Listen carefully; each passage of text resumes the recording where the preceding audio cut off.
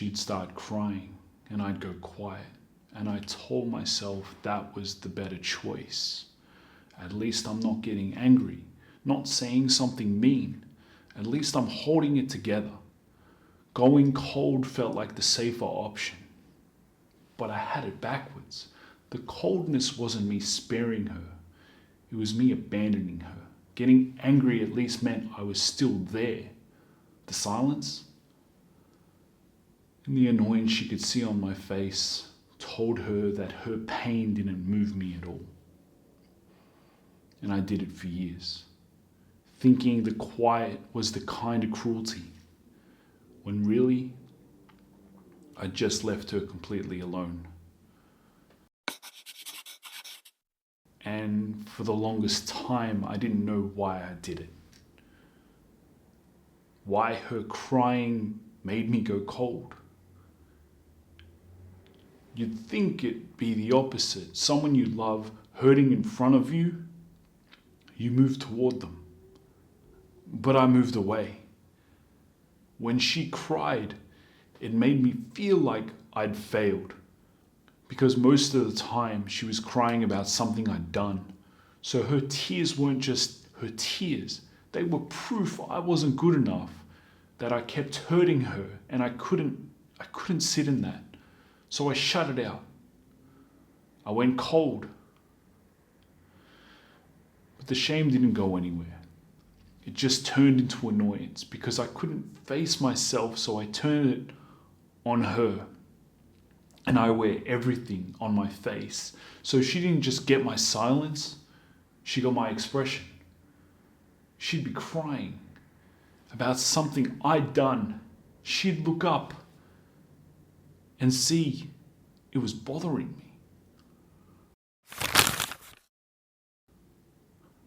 And I wish I could tell you it was just a few times, that it was rare.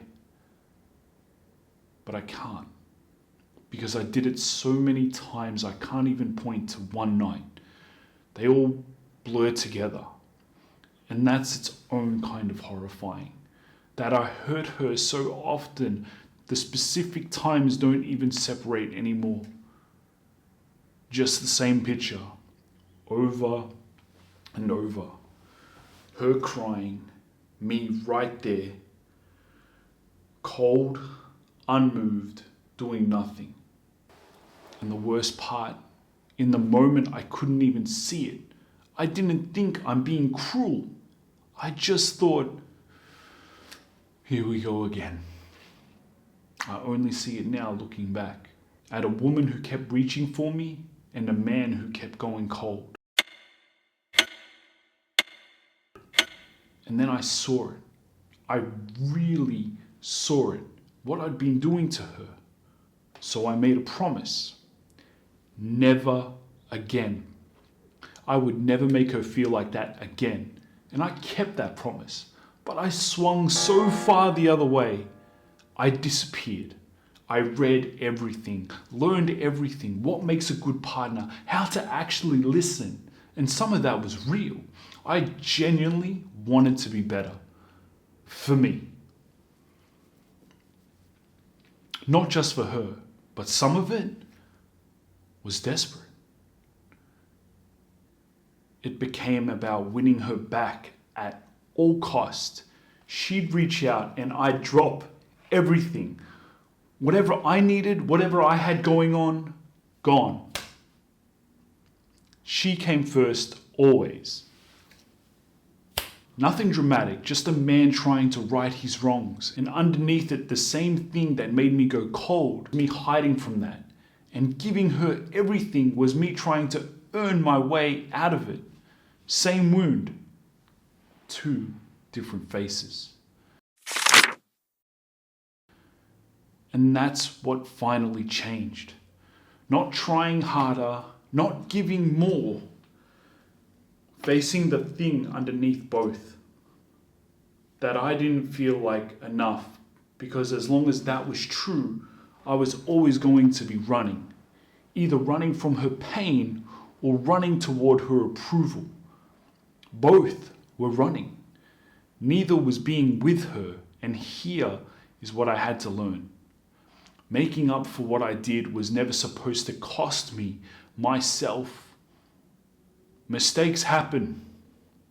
They hurt people. Sometimes you get the chance to repair them. Sometimes you don't. But abandoning who you are isn't repair. It's just another way of disappearing. I did it cold. Then I did it desperate. Same disappearing act. The work was never to erase myself for her. It was to become someone who could stay in the room, who could sit there while she cried and feel like I'd failed and stay anyway. Not fix it, not fix myself, just stay. Because that's what she needed the whole time. Not a perfect man, just a present one. A relationship doesn't just show you who she is. It shows you who you are. The past you've never looked at, the fear you've been outrunning, the man you become when someone needs you. And you don't feel like enough. I fixed the shutting down. I kept that promise. And then other things surfaced, other wounds, other flaws. Because that's what love does. It keeps holding up the parts of you haven't faced yet. And every single time it does, you get a choice. You can let it make you better, or you can let it make you bitter. One of those is so much harder. It cost you everything you thought you were, but it's the only one worth doing. I lost a lot learning that. Some of it I don't get back. But if you're the man I was, going cold while she cries, telling yourself the quiet is kinder, you don't have to learn it the way I did. You can choose now, before it becomes the lesson instead of the relationship. I put together 7 questions that will show you whether you're actually facing yourself or just pointing the finger. Honest answers only. Links in the description.